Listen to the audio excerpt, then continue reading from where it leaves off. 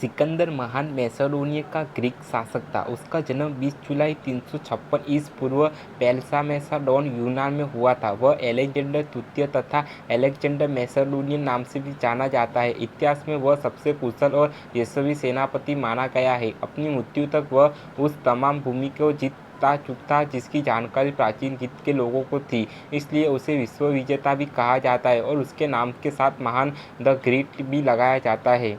Sikandar Alex the great के पिता का नाम फिलिप था और माता का नाम ओल्पिजियता। अलेक्जेंडर की एक बहन भी थी जिनकी दोनों की परवरिश पहले के सही दरबार में हुई थी। 12 वर्ष की उम्र में सिकंदर ने घुड़सवारी बहुत अच्छे से सीख ली थी। अलेक्जेंडर ने अपने पिता द्वारा मैकेडोनिया को एक सामान्य राज्य से महान सैन्य शक्ति में बदलते देखा था। अपने पिता की बलकन्यस में जीत पर जीत दर्जा कराते हुए देखते हुए सिकंदर बड़ा हुआ था।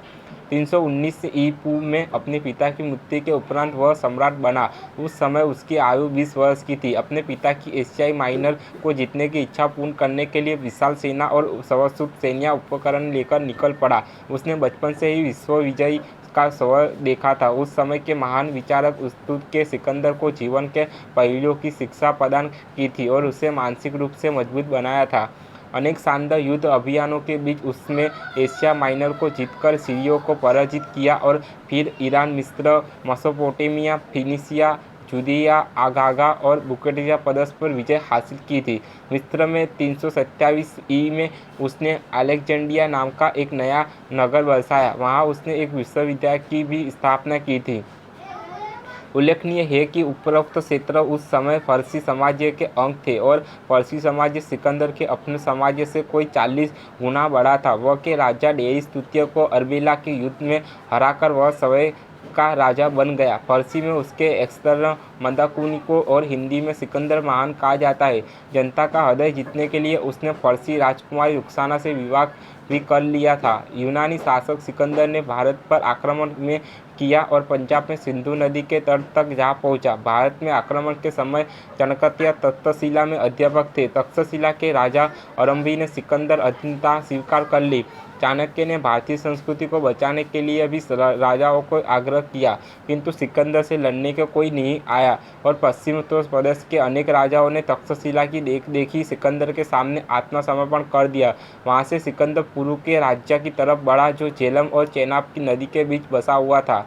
युद्ध में पेरू पराजित हुआ, परंतु उसकी वीरता से प्रभावित होकर सिकंदर ने उसे अपना मित्र बनाकर उसे उसका राज्य तथा कुछ नए इलाके दिए। यहाँ से वह यवसाय नदी तक पहुँचा, परंतु वहाँ से उसे वापस लौटना पड़ा। उसने सैनिक मगध के नदक शासक की विशाल सेना का सामना करने और यवसाय नदी को पार करने से इनकार कर दिया। तभी सिकंदर को फारस के विद्रोह का समाचार मिला और वहाँ उसे दबाने के लिए वापस चल दिया। सिकंदर 323 ई में पूर्व बेबीलोन पहुँचा और वहाँ पर उसे भीषण बुखार ने जकड़ लिया। अंततः 33 वर्ष की आयु में 10 जून को वहीं सिकंदर की मृत्यु हो गई।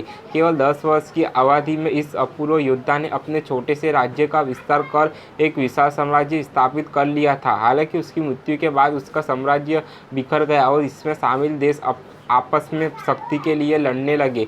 घीका और पूर्व में मध्य युग संस्कृति सामान्य का अलेक्जेंडर के साम्राज्य पर विपरीत प्रभाव पड़ा। सिकंदर ने अपने कार्यकाल में ईरान, सीरिया, मिस्र, मेसोपोटामिया, फिनिशिया, जूदेया, गाजा, बैक्ट्रिया और भारत में पंजाब तक के प्रदेश पर विजय हासिल की थी। सिकंदर ने सबसे पहले ग्रीक राज्यों को जीता और फिर वहां एशिया माइनर की तरफ बढ़ा। उस क्षेत्र पर उस समय फारस का शासन था। फारसी साम्राज्य मिस्र से लेकर परिमोस्तर भारत तक फैला था। फारस के शाहदारा द्वितीय को उसने 3 अलग अलग युद्धों में पराजित किया। हालांकि उसकी तथाकथित विश्व विजय फारस विजय से अधिक नहीं थी, पर उसे शाहदारा के अलावा अन्य स्थानीय पतलावों से भी युद्ध करना पड़ा था।